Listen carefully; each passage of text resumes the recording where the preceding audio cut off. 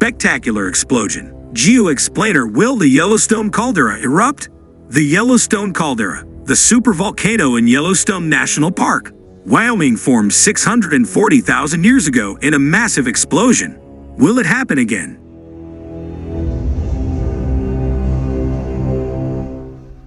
The Yellowstone caldera, also known as the Yellowstone supervolcano, is an enormous volcanic depression measuring approximately 50 kilometers by 70 kilometers, 30 miles by 45 miles, located in the western central area of Yellowstone National Park in northwestern Wyoming.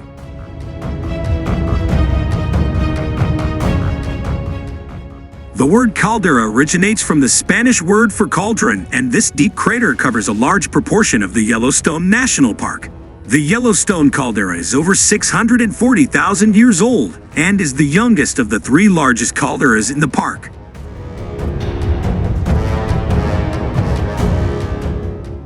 Around 66 million years ago in the Cenozoic era, extensive volcanic activity, glaciation, and widespread mountain forming shaped the region.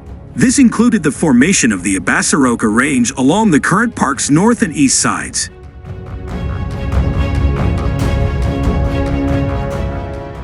Around 16.5 million years ago, a period of intense volcanism began near the borders of present-day Nevada, Oregon, and Idaho, causing widespread volcanic eruptions. As the North American plate moved southwest over a shallow body of magma, a 500-mile trail of more than 100 calderas was created.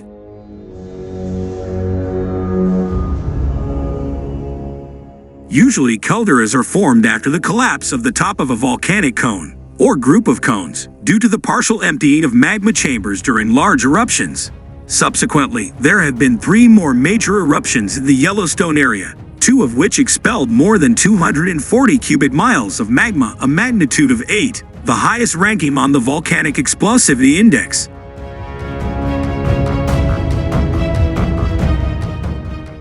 The earliest major eruption, the Huckleberry Ridge Tuff, occurred around 2.1 million years ago, and the Mesa Falls eruption approximately 800,000 years ago.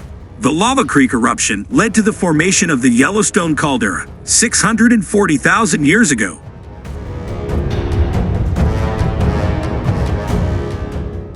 These eruptions cause huge quantities of hot volcanic rocks to spread outwards.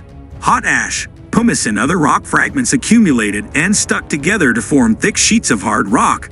Volcanic debris from these eruptions covered most of the continental USA, with some material found as far away as Louisiana.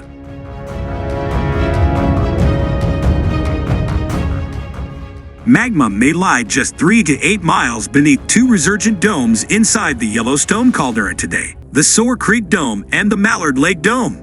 Both domes are able to inflate and subside as magma volume and hydrothermal fluids shift between them.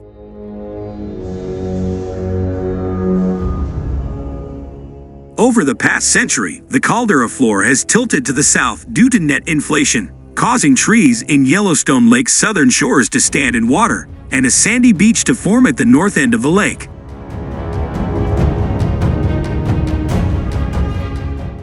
The last volcanic activity at Yellowstone was approximately 70,000 years ago, when rhyolitic lava flows erupted. As a result of the largest flows, the Pitch Dome Plateau in southwestern Yellowstone National Park was formed.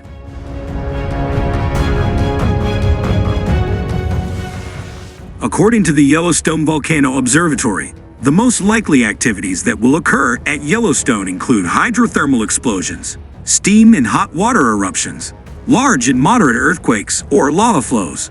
Lava flows are not as devastating as the eruptions, which cause calderas, with lava slowly oozing from the ground over a prolonged period.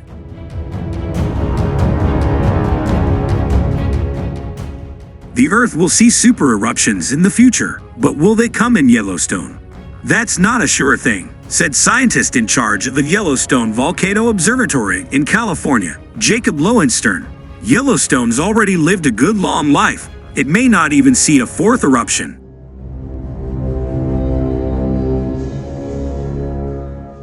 The United States Geological Survey, USGS, report that Yellowstone is behaving as it has done for the past 140 years. Odds are very high that Yellowstone will be eruption-free for the coming centuries, the USGS said.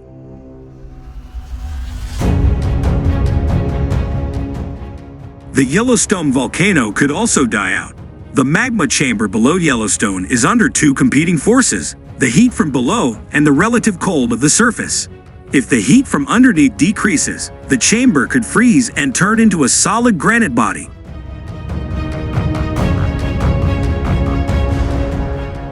According to a 2022 study in Science Journal, one of the magma reservoirs underneath the Yellowstone caldera holds more magma than previously estimated, but still does not meet the required threshold to cause a massive eruption.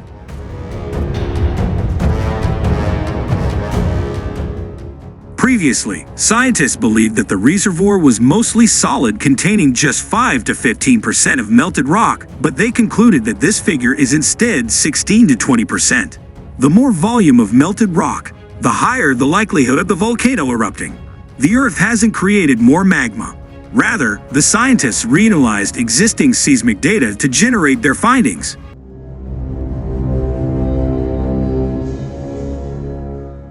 This new figure is still much below the threshold of 35 to 50% liquid magma, which scientists currently believe is the level required to trigger an eruption.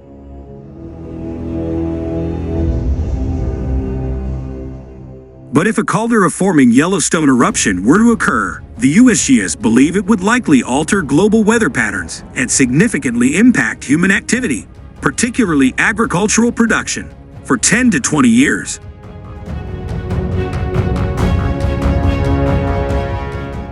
Global temperatures were temporarily altered by the relatively small eruption of Mount Pinatubo in the Philippines in 1991. As of yet, scientists are unable to specifically predict the consequences and duration of such a large-scale eruption.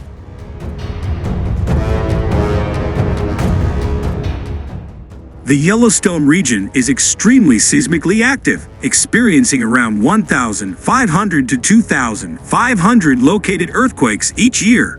While most of these earthquakes are such low magnitude that humans cannot feel them, they are detected by seismological monitoring equipment.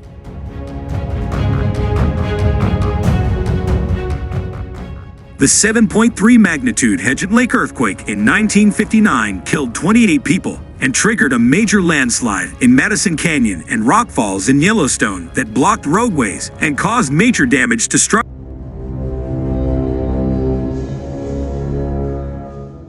More than 48,000 earthquakes have been recorded in the Yellowstone region since 1973, but over 99% were magnitude 2 or lower and are not felt by anyone.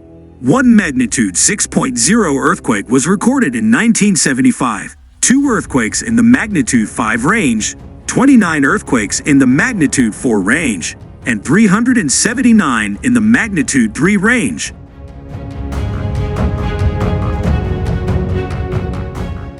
Earthquake swarms. Earthquakes that cluster in time and space are responsible for around 50% of the seismic activity in Yellowstone. While most swarms are small and contain 10 until 20 earthquakes, lasting only for a few days, others can contain thousands of earthquakes and last for months.